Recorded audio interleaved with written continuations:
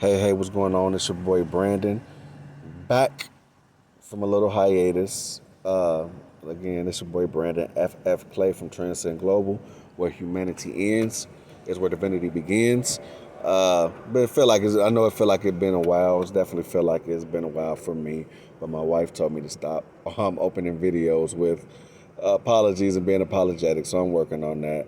I just wanted to stop by and drop a little thought that I have been thinking about, mulling over in my head and in my heart for a while, but just never got around to doing it. It's kind of hard because the spontaneous side of me wants to just get it and just release it and let it fall where it may, but then you got the intellectual scholar side of me that wants to make sure that everything is tight, research my words, everything is formatted, and just all that good stuff. And nothing's wrong with either. I'm just trying to find a confluence between the two.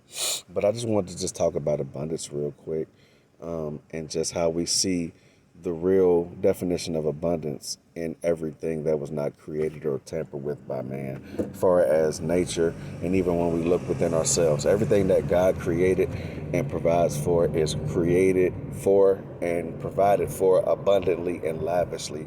That's just the only way that he knows how to do things. There's no limit to anything that he created and put here for us, because he knew that we would be here, and the intention was for us to never die. And so, if we're going to be here and we're going to be around for a while, we definitely can't have a shortage or scarcity when it comes to the very essentials that we need. And so, before the concept and idea of death was even introduced, there has been, however long the earth has been in existence, whether it's tens of thousands, hundreds of thousands, or even millions of years. There have been billions and trillions of people that have come and gone, not to mention animals. And we have 7.7, maybe almost 8 billion people here currently living on the earth. And so if you think about the concept of death never being introduced, and he put us here, and he knew in advance everything that we would need, then why would he create anything in lack or scarcity? That is a man-made concept that we have been programmed into since birth. We've been hardwired in our DNA and who we are at the core spiritually for abundance, because that's where we come from. But when you think about man and his evil invention and the greed and lust and everything in his heart, he has wired us for scarcity to benefit off of that. And so, if you're anything like me and my history with money, there is a lot of trauma surrounded surrounding my concept of it that I'm working through, being used or getting used to never having enough, and always having lack and scarcity surrounding it, and just it being a struggle to obtain and maintain it, which a lot of times we think comes from the outside of us. We think, just whether you believe in luck, curses, unforeseen circumstances, but whatever name you put to it, everybody notices that there is a rhythm, there is a cycle, and there is a pattern that our lives take on after a while. And whether you're perceptive or not, if you go around in the circles enough times, you'll begin to take notice of the similarity and repetition of it all, and you'll begin to get tired of it. And so that has been my story that I'm working through when it comes to abundance, to transform my idea and my paradigm and the story that I tell myself and understand when it comes to abundance. And I don't want to just limit abundance into the monetary financial realm, but it definitely includes money. And we have to get our minds wrapped around that the concept of money being man's idea. It's a concept that man created. God didn't create money. It's a man-made idea. Everything he has created, he gives us freely and he gives us abundantly. And so if you think about money, it's just a currency, or it's a measure of exchange of value. So it's just something that everybody agrees upon and attaches a value to, and we give it in exchange for a product or service. Money has taken many different forms and shapes throughout history, whether it was rocks whether it's bones, whether it's paper, whether it's been coin, and now we see the digital revolution. Money, and man's idea of money, specifically, has taken many different shapes and sizes and forms. But ultimately, when I think about abundance and when I think about money, I think about it being energy. And I think, and there is an abundance and limitlessness of energy, and it can't be contained, um, because it's ingrained in us. And so, with that being said, I'm just thinking about it.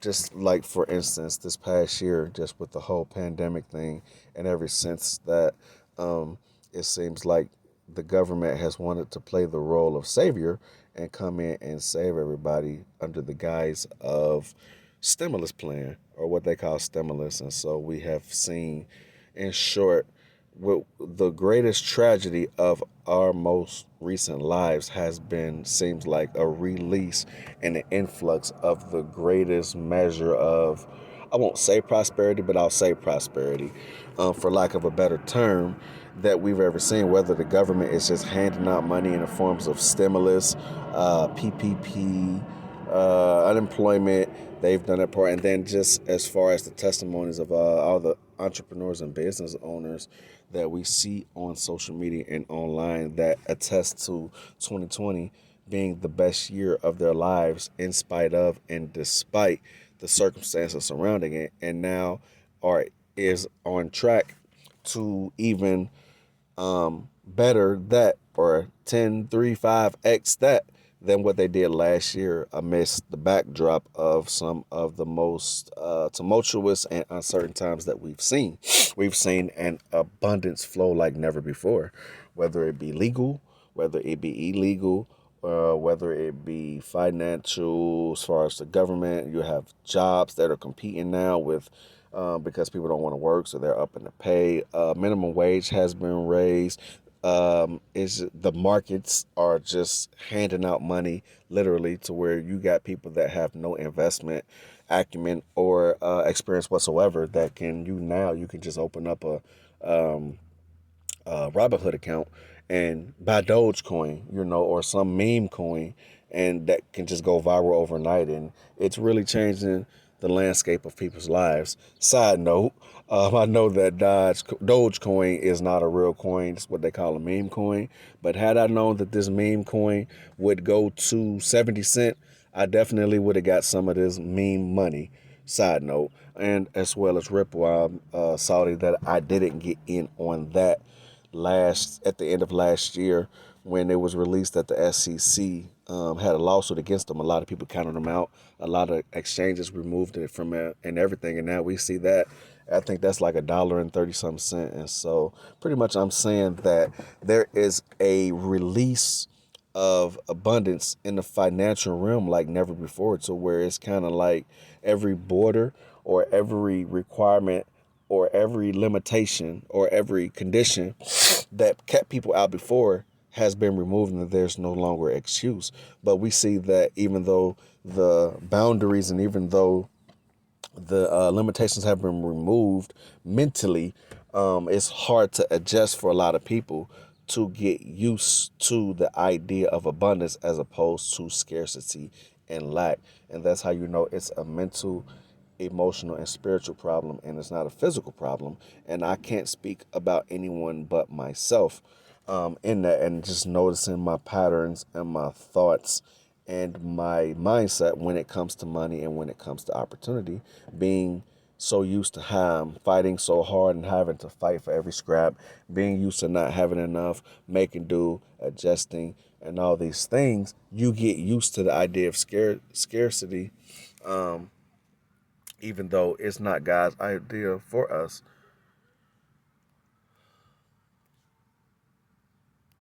The Bible lets us know in Proverbs 4:23, I believe, where it says that guard your heart, for out of it flow the issues of life.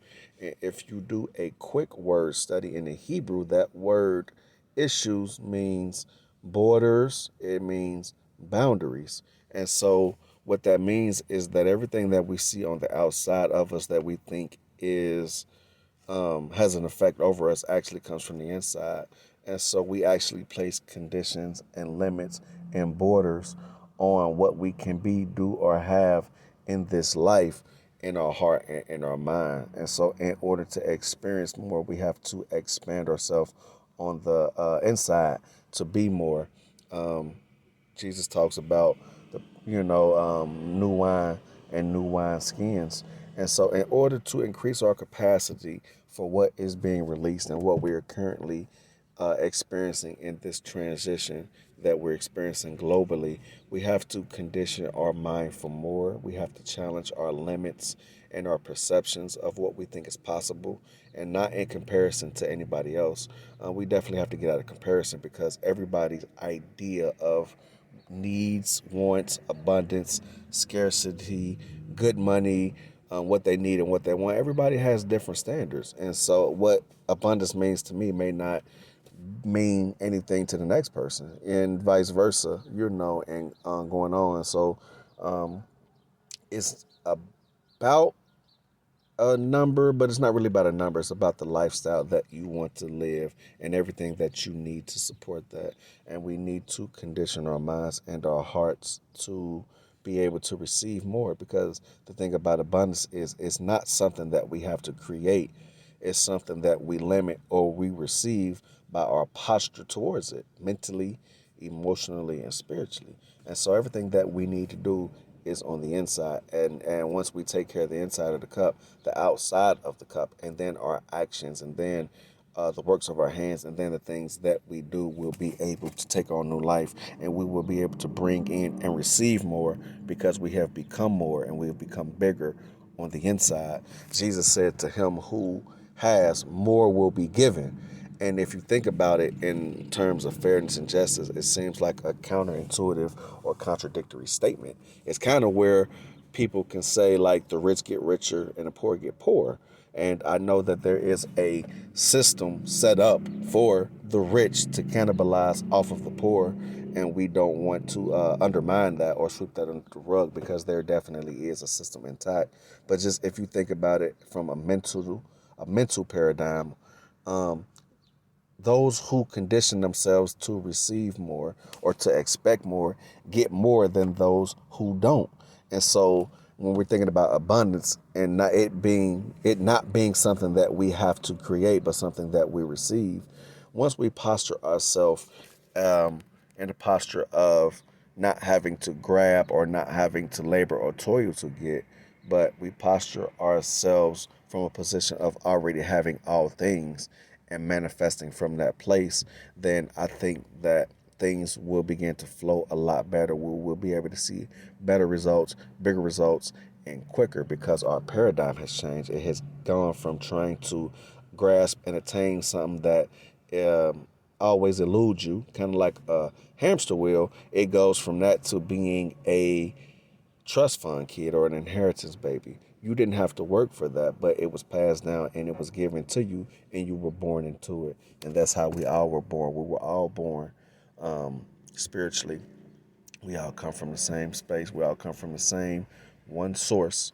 Whether you call him God, you call him Father, whatever you call him, some may call him whatever. We all have a spiritual origin that we come from that knows no measure, it knows no limit, it knows no scarcity, it knows no lack.